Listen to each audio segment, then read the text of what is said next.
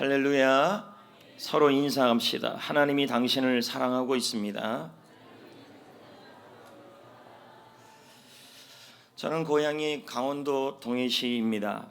고향에 가면 꼭 들리는 곳이 몇 군데가 있죠. 그 첫 번째가 묵호등대, 두 번째가 해변입니다. 해변. 왜 해변에 가느냐? 파도를 보기 위해서 가고. 왜 등대를 가느냐? 바다를 보기 위해 가는 거죠. 파도 소리를 듣기만 해도 파도 소리는 듣기만 해도 마음이 편안해집니다. 그래서 사람들이 파도 소리를 들으면 이렇게 마음이 편안하니까 잠도 잘 온다 그러지 않습니까?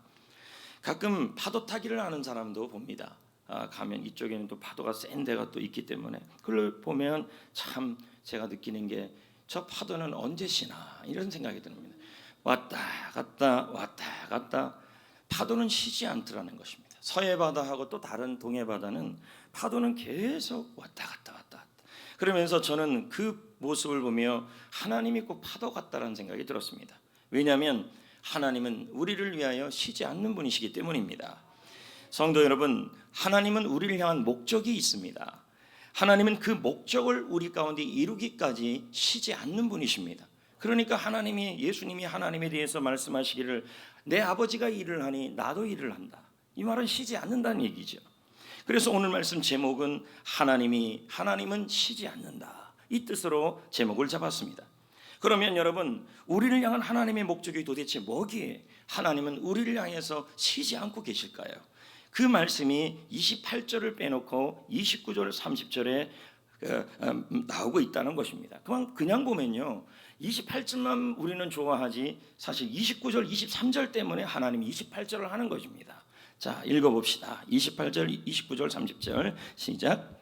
하나님이 미리 하신 자들을 또한 그 아들의 형상을 본받게 하기 위하여 미리 정하셨으니 이는 그로 많은 형제 중에서 맏아들이 되게 하려 하심이니라. 30절. 또 미리 정하신 그들을 또한 부르시고 부르신 그들을 또한 의롭다 하시고 의롭다 하신 그들을 또한 영화롭게 하셨느니라. 우리는 이 말씀을 보면 28절하고 따로 자꾸 생각을 한다는 거예요. 여기 영화롭게 한다 이 뜻은 뭐냐면 하나님이 매우 좋아하는 사람, 하나님이 매우 기뻐하는 사람을 만드는 게 하나님의 목적이라는 거예요.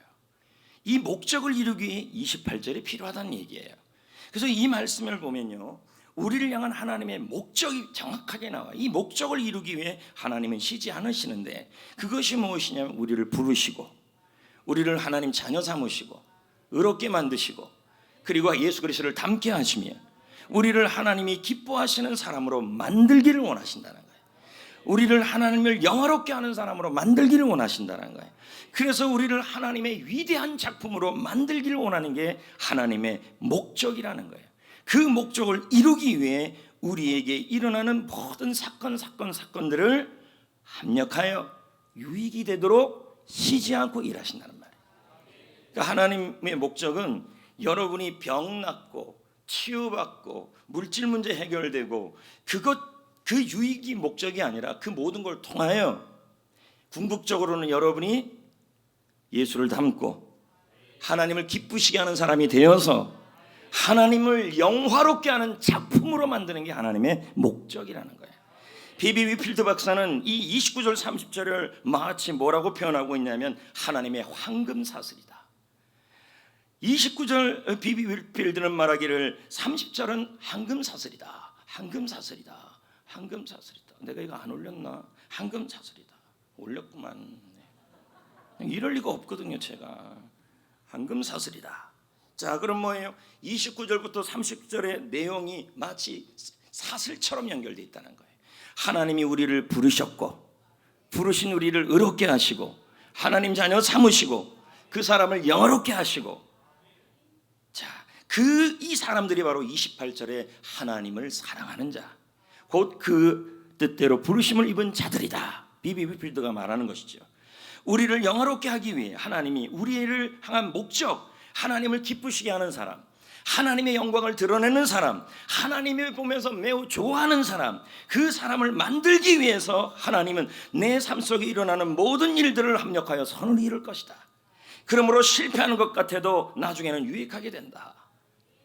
그래서 29절 28절이 28절에 모든 일이라는 단어가 중요한 게 아니라 29절 30절이라는 우리를 향한 하나님의 그 목적을 이루기 위해 모든 일을 합력하여 선을 이루신다는 말이에요. 그래서 29절 30절은 뭡니까? 결국 한마디로 말하면 하나님을 기쁘시게 하는 사람을 만드는 게 하나님의 목적이라는 거예요. 아멘. 여러분, 지금 우리 퍼즐을 몇 번 말씀드린 적이 있어요. 여기 나와 있는 이 퍼즐을 보십시오. 이 퍼즐을 만든 사람이 있어요, 없어요?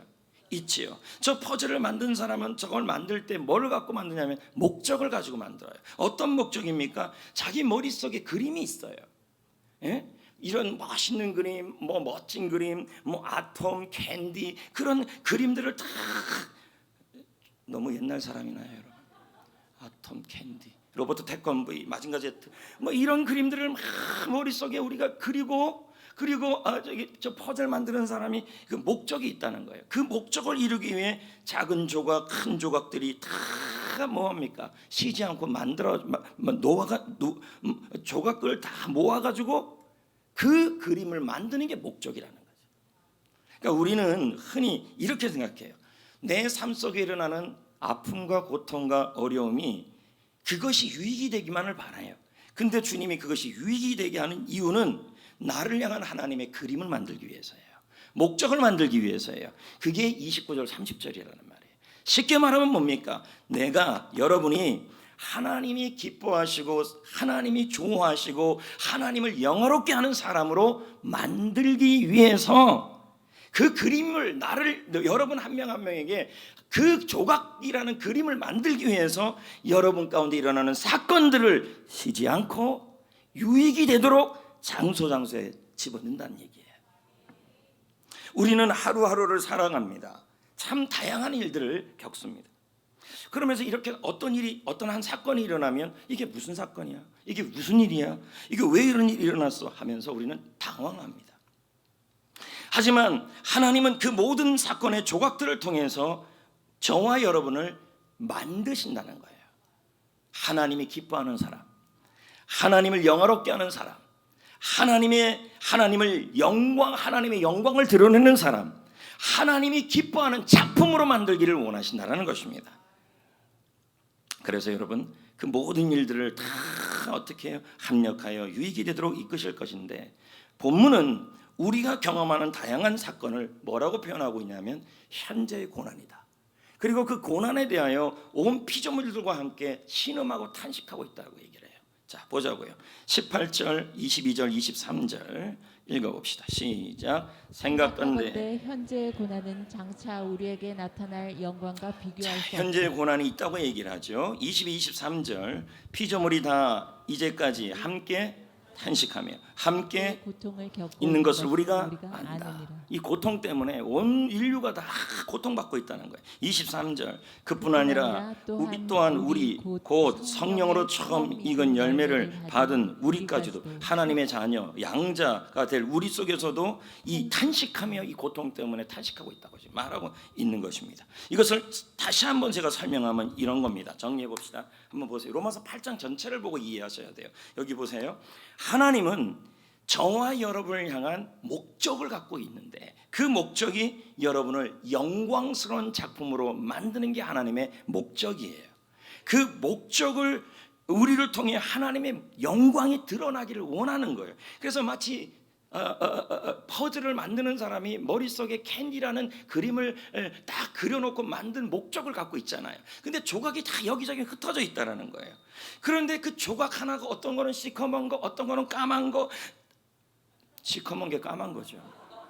시커먼 거, 회색 막 이런 것들이 있는데 우리는 그걸 가지고 이게 뭐냐 하면서 와, 이 시커먼 거 일어나면 무슨 일이야? 또 회색이 일어나면 또 무슨 뜻이 하면서 그 하나하나 사건을 가지고 신음하고 탄식하고 그리고 걱정하고 그런다는 것입니다.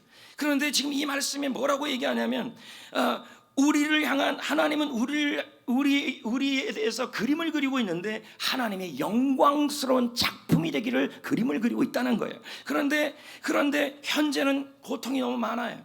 고난이 너무 많아요. 그래서 우리는 이것 때문에 탄식하고 신음하고 있다는 거예요. 하지만 하나님은 우리를 향한 목적, 하나님의 영광스러운 작품, 하나님을 기뻐하는 사람, 그 사람을 만들기 위해서 현재에 탄식하는 고난까지도 사용하여서 유익이 되도록 만들어 가신다는 의미예요. 이게. 그러니까 왜 28절의 말씀만 보면 안 되냐면 주님의 목적을 이루기 위해 28절이 필요하다는 거예요. 그리고 여러분, 우리는 흔히 그러잖아. 병을 고쳐주십시오, 물질을 해결해 주십시오. 근데 하나님의 관심은 그 물질이나 병의 사건을 통해 유익이 되게 하지만 그걸 통하여 이쪽에도 놓고 이쪽에 넣어서 궁극적으로는 그림을 그리기를 원한다는 거예요. 무슨 그림요? 병의 치유만이 아니라, 물질의 해결만이 아니라, 여러분이 하나님이 기뻐하는 사람, 하나님의 영광을 드러내는 사람, 그 사람이 되도록 여러분 가운데 일어나는 사건들을 사용하신다는 얘기예요. 이해되시면 아멘. 하용록이라는 분이 있어요. 이분이 쓴 책이 P31이에요. P31이라는 말은 잠언 31장이라는 뜻이죠. pervert, 알아들었어요? pervert에서 붙여서 이분이 잠언 31장이라는 책을 썼는데, 이 책을 쓴 배경이 있어요. 이 하용록이라는 분이요. 이분은 어려서 미국에 이민을 갔어요. 그곳에서 명문대학에 나왔죠. 그리고 너무나 똑똑해서 29살의 회사에 중역이 돼버렸어요. 아주 똑똑한 사람이에요. 출세가도를 달렸어요. 자, 세상에 무서울 게 없어요. 결혼도 했고 자식도 둘이나 생기고, 그러니 아주 성공 가도에 달리고 있는 분이 바로 이 하용록이라는 사람이었어요. 그러나 하나님은 이 사람에게 대한 계획과 목적이 있었어요. 그게 뭐냐면, 이 사람이 출세가도를 달리고 29살의 회사에 중진이 되는 것이 아니라, 이 사람을 향한 하나님의 궁극적 목적은 로마서 8장 29절 30절이에요. 하나님의 자녀가 되게 하고, 하나님을 믿게 하고, 하나님을 너무 사랑하고, 하나님을 기뻐하고, 하나님의 영화롭게 하는 사람을 만드는 게 하나님의 목적이었어요. 근데 현실을 보니까 그렇지 않아요. 너무 출세하는 거예요. 너무 출세가도를 달리는 거예요. 이대로 있었다가는 이분에게 하나님이 계획하신 그 인생을 향한 계획이 이루어지지 않을 것 같은 거예요. 그 계획이 뭡니까? 하나님이 그를 부르시고 택하시고 의롭게 하시고 하나님 자녀가 되게 하셔서 예수 그리스도를 닮아서 하나님을 영화롭게 하는 사람, 이 사람으로 되어야 되는데 그 길과 너무 멀어요. 돈은 많이 벌고 있는데.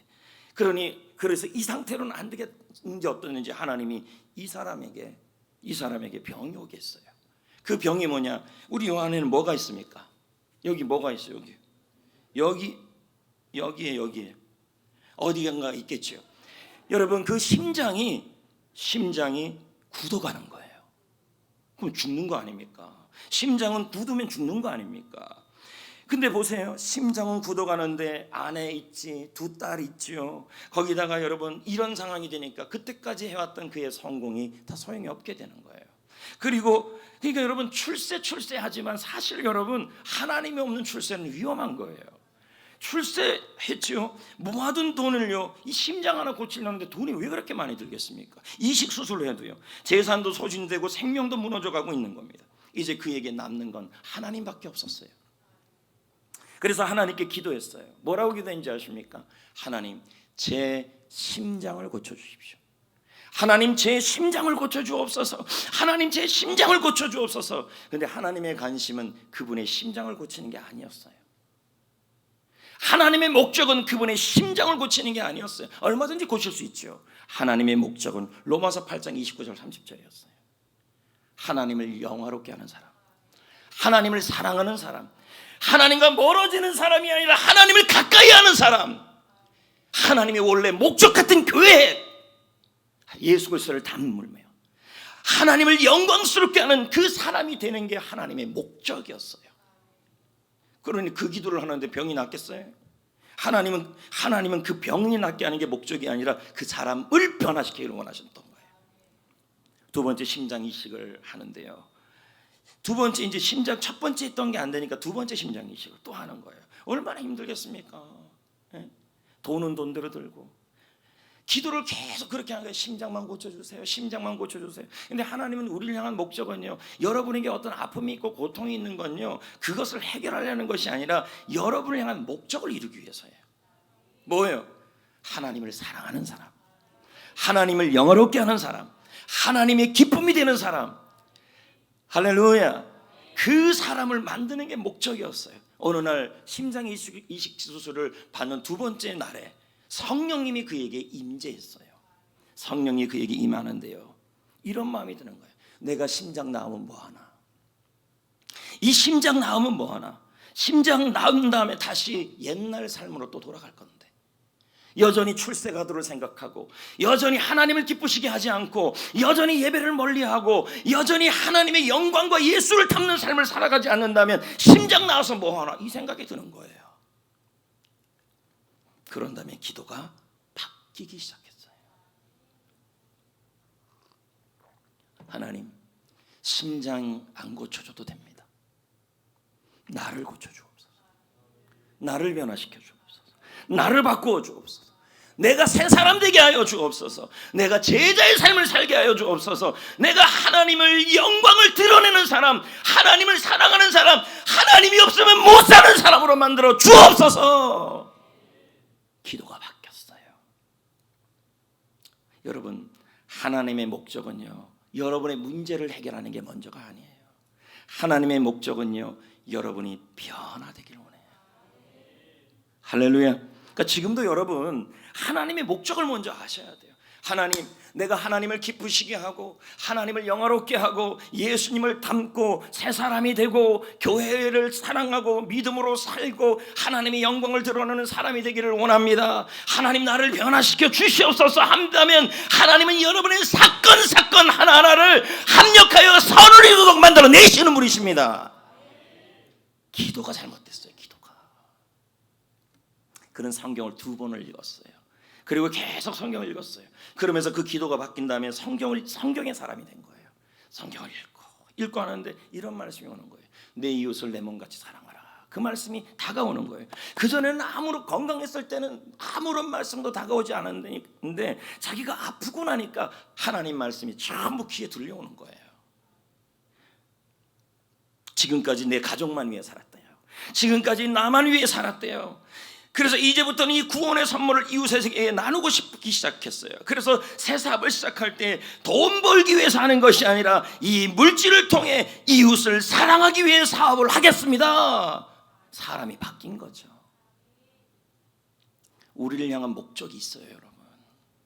하나님을 영화롭게 하는 사람, 하나님을 사랑하는 사람이 되는 게 하나님의 목적이에요.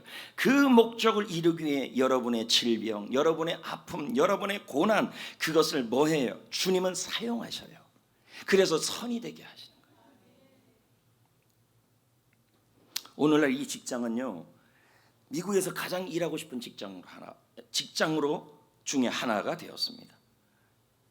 보세요, 여러분, 이 하용록이라는 사람을 한번 보십시오. 하나님이 심장이 말라가는 병을 줬어요. 근데 우리는 그러잖아요. 무슨 병이 생기면 이 병 왜 생겼나, 이 병 고쳐줬으면 좋겠다, 이렇게 기도하지만 하나님의 관심은요, 병 고치는 것도 병 고치는 거지만 우리를 향한 하나님의 목적은 여러분이 변화되는 거예요.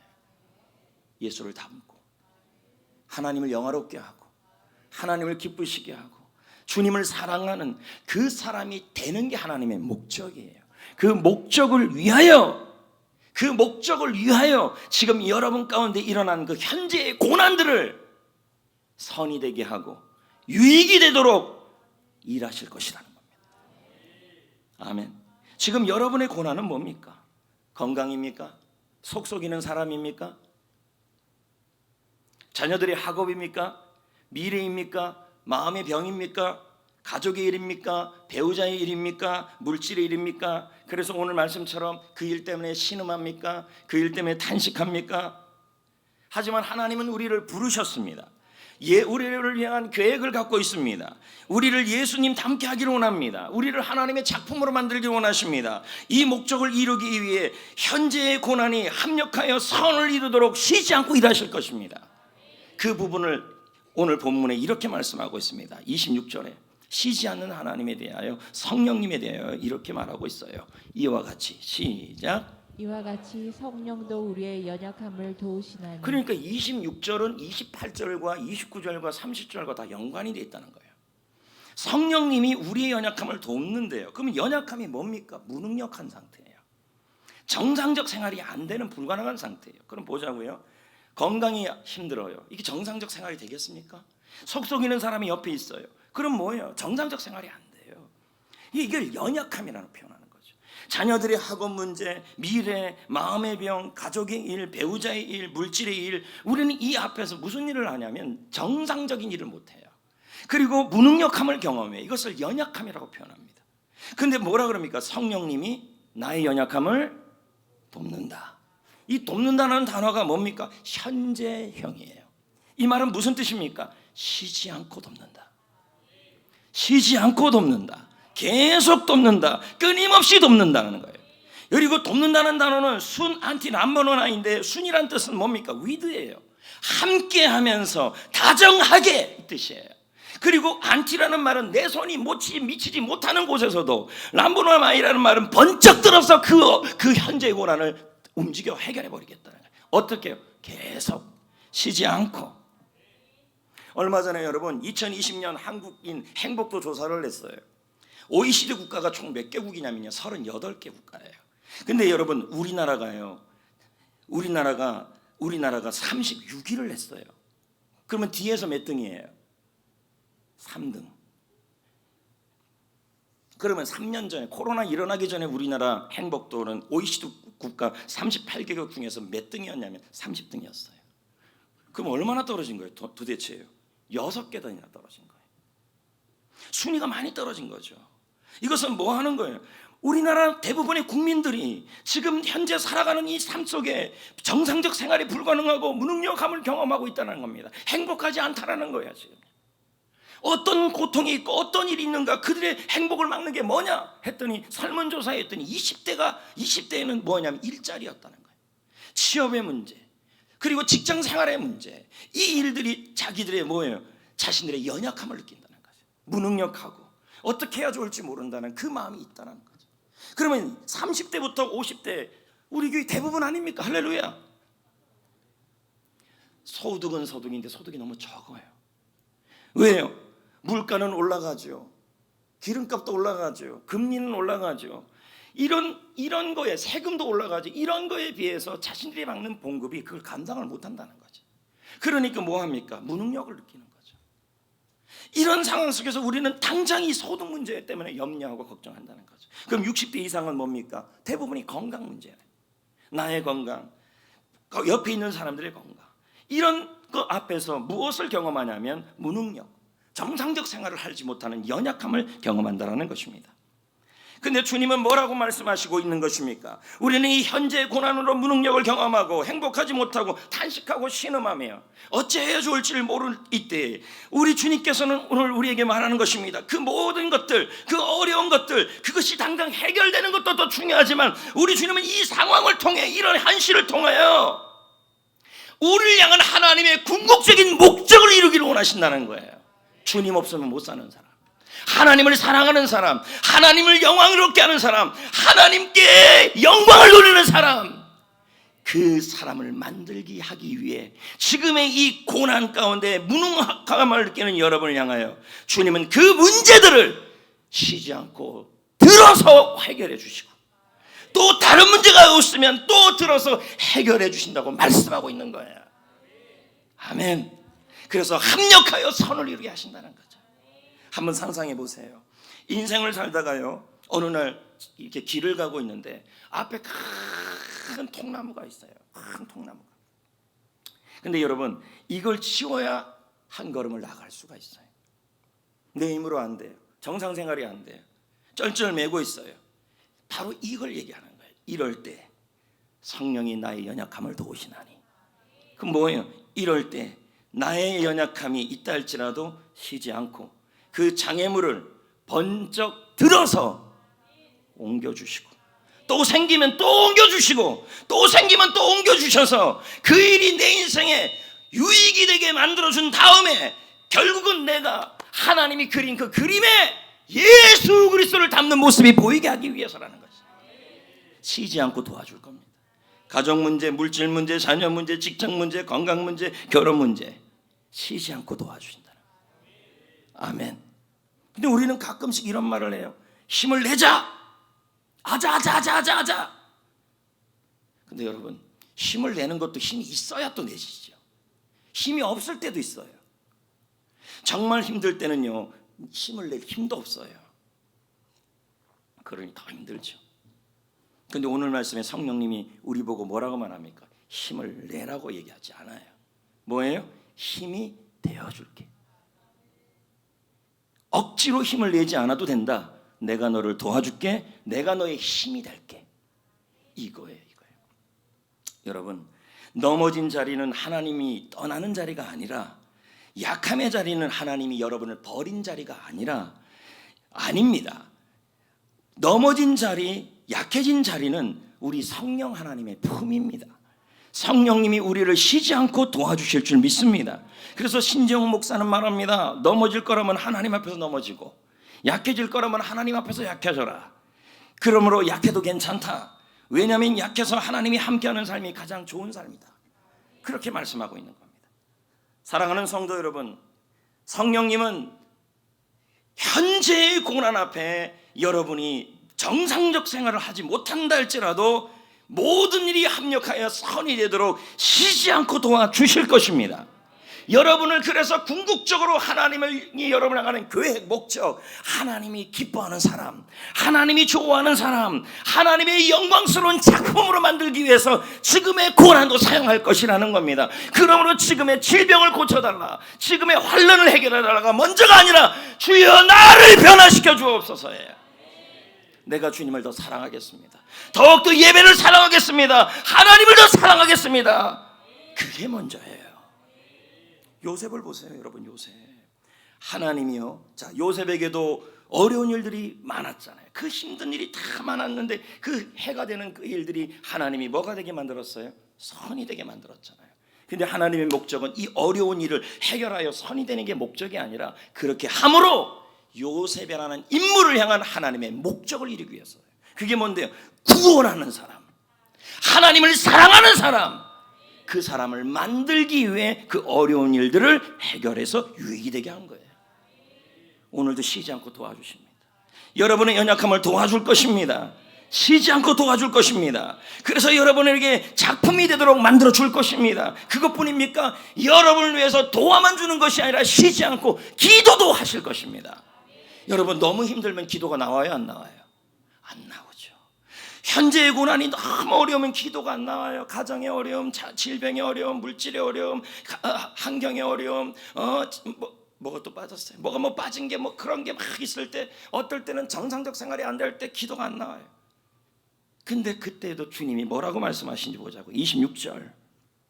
마땅히 우리가 시작. 우리는 마땅히 기도할 바를 알지 못하나 오직 성령이 말할 수 없는 탄식으로 우리를 위하여 기도할 수 없을 정도로 현재의 고난으로 힘든 거예요. 그러니까 어떡합니까? 그래도 염려하지 말라는 거예요. 반드시 나는 쉬지 않고 너를 위해 기도하고 있다. 그래서 지금의 환난이 뭐예요? 선이 되게 만들고 유익이 되어 만들어서 그렇게 하는 이유가 너희들을 향한 나의 그림을 만들기 위해서다. 로마서 8장 28절을 가지고 우리는 얼마나 좋아합니까? 하나님, 지금의 고난이, 지금의 질병이, 지금의 가정의 문제가, 지금의 남편의 문제가, 아내의 문제가 결국은 선이 될 줄 믿습니다. 여기까지라는 거예요. 그것만이 아니라니까요. 주님이 쉬지 않고 여러분을 위해 성령님이 기도해주고 도와주는 이유는, 그래서 그걸 해결해서 유익하게 만드는 이유는 29절 30절이에요. 하나님을 사랑하는 자, 그 사람을 만들기 위해서요. 그래서 여기서 대신 기도해 준다는 이 단어가 역시 현재형이에요. 이거 무슨 뜻입니까? 쉬지 않고 기도한다. 이거 그러니까 지금도 여러분을 위해서 주님은 현재의 고난 가운데 우리가 어떻게 기도해야 좋을지 모를 때 성령님은 하나님의 목적을 이루기 위해서, 할렐루야, 우리를 위하여 쉬지 않고 저 일이 유익이 되게 하시고 저 상황이 유익이 되게 하시고 선이 되게 하여 주시옵소서. 성령이 기도하시고, 그래서 저희를 통하여 부르신 하나님의 자녀가 예수를 닮고 저희를 통하여 하나님을 영화롭게 하고 그 어느 때보다도 이 사건을 통하여 주님께 더 가까이 가는 사람이 되게 하여 주옵소서. 성령이 기도하신다는 얘기예요. 변정길 목사가요, 이 26절을 로마서 주석에서 다음과 같이 표현해요. 성령께서 우리를 위해 어떻게 기도하신대요? 끊임없이 쉬지 않고 현재요 기도하고 있다. 그래서 우리는 넘어져도 다시 일어난다. 이렇다는 것. 다 일어나는 게 문제가 아니라니까요. 제발 내 병 좀 고쳐줬으면 좋겠어. 병 고쳐. 사업장 문제 해결해 주시옵소서. 가정 문제 해결하여 주시옵소서. 자녀 문제 해결하여 주옵소서. 몸 좀 고쳐 주시옵소서. 자, 이 일을 위해 성령이 기도해 주시고 이 일을 위해 성령이 도와주실 겁니다. 그러나 우리가 그것을 하는 궁극적인 주님이 그렇게 하시는 목적이 있다라는 거예요. 그게 뭡니까? 주님을 영화롭게 하는 사람. 그래서 여러분, 환난이 올 때, 고난이 올수록 주님이 도와주고 하시니까 여러분 주님의 목적에 맞게 더 빨리 교회를 사랑하고 예수를 사랑하고 말씀을 사랑하고 찬양을 사랑하고 기도를 사랑하고 예수를 닮아야 합니다. 그게 바로 주님의 목적이니까. 가끔 우리는 이런 생각이 들 때가 있어요. 내가 기도해서 온 사업장인데, 내가 기도하고 시작한 사업인데, 가정인데, 직장인데, 물질인데 왜 하나님의 뜻이 진짜 여기 있는 거 맞는가? 내가 지금 맞게 하는 게 맞는가? 내 옆에는 아무도 없다. 도와줄 사람도 없다. 내가 기도할 힘도 없다. 나는 나 혼자 있는 것 같다. 마음이 무겁다. 여러분, 오늘 말씀에 뭐라 그럽니까? 어떤 결정 어떤 하더라도 우리가 어떤 실수를 하더라도 주님은 모든 것을 합력하여 선을 이루시는 분이에요. 반드시요. 그래서 성령님이 여러분을 위해서 일하시고 쉬지 않고 도와주시고 쉬지 않고 기도하여서 모든 것이 합력하여 선이 되게 하여 주실 거예요. 근데 그것으로 끝이 아니에요. 그것이 마지막이 아니라 궁극적인 목표 지점은 또 있다는 거예요. 이건 중간 목적이라는 거예요. 궁극적인 목적은 뭡니까? 여러분이 주님을 닮고 여러분이 주님을 사랑하고 여러분의 주님을 영화롭게 하는 사람이 되는 것이 목적이 되어야 해요. 저도 이런 적이 있죠. 외로워서 마음이 무너지고 이때 부르고 싶은 찬양이 왜 없겠습니까? 그때 오늘 이 레마 찬양이 힘이 된 거죠. 성령님 날 위해 기도하네. 내가 홀로 외로워 마음이 무너질 때 성령님 날 위해 기도하네. 성령님이 마치 이렇게 말씀하는 것 같아요. 너는 옆에 사람이 많으면 행복하니? 너는 도와주는 사람이 많으면 행복하니? 왜 아무것도 없다고 하니? 어디로 가야 할지 모르겠니? 너는 너 병이 고쳐져야 행복하니? 너는 너 물질이 해결돼야 행복하니? 그게 목적으로 살지 말고 중요한 것은 무엇을 갖느냐, 어떻게 해결하느냐, 어디에 있느냐보다 더 중요한 것은 누구와 함께하고 있느냐다. 사망의 골짜기 속에서도 주와 함께하면 그 길은 선한 길이죠. 찬양 불러오고 말씀을 마무리합시다.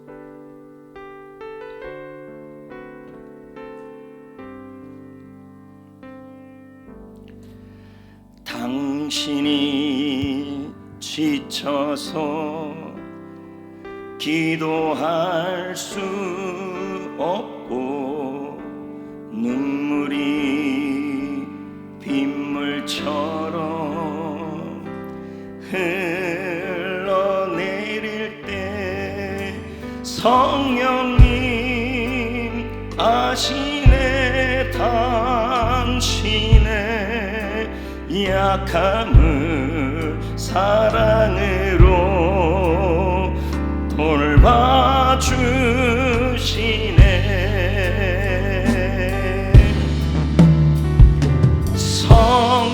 성령님 널 위하여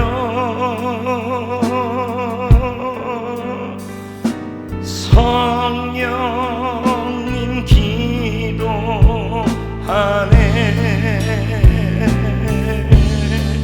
내가 홀로 외로워서 마음이 무너질 때 성령님 널 위해 기도네.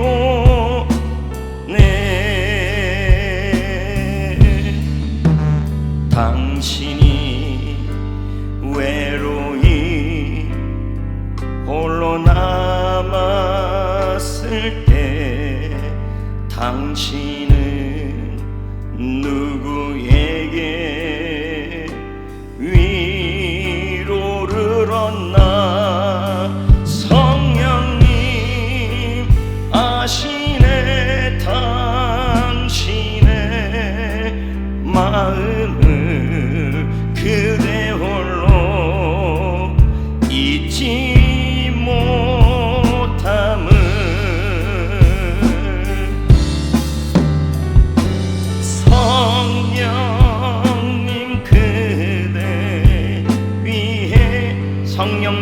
일하시네. 성령님 일하시네.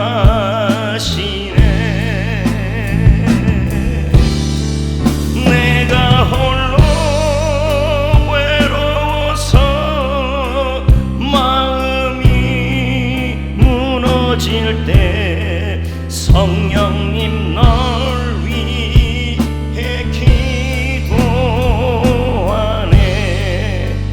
할렐루야. 이제 말씀을 맺으려고 합니다. 저는 가끔 손흥민 선수 경기를 봅니다. 너무 시원하고 통쾌하기 때문입니다. 시간이 없으니까 주로 재방송을 보거나 골 들어가는 장면만 보거나 이제 이렇게 합니다. 근데 재방송을 볼 때 보면요, 여러분 느긋합니까? 안 느긋합니까? 왜 그렇습니까?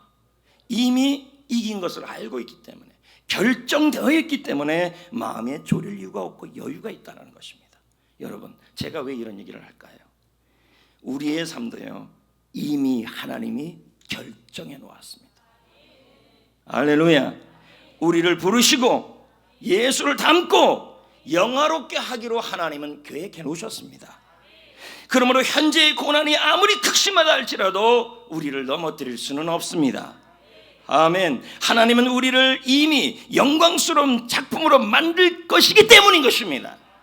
이 목적을 위해서 성령님은 쉬지 않고 우리를 위하여 일할 것입니다. 우리의 연약함을 도와줄 것입니다. 우리를 위하여 쉬지 않고 기도할 것입니다. 그러므로 여러분, 모든 일이 해결되기 것의 목적을 잡지 마시고 주님의 영광을 위해서 어떻게 하면 더 교회를 사랑할까? 어떻게 하면 예배를 더 드릴까? 어떻게 하면 성경을 더 많이 읽을까? 어떻게 하면 기도를 더 많이 할까? 어떻게 하면 신앙이 더 좋아질까?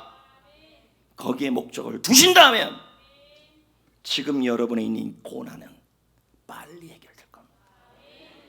할렐루야. 아멘. 이 사실을 믿고 오늘도 승리하시는 여러분 되기를 축복합니다.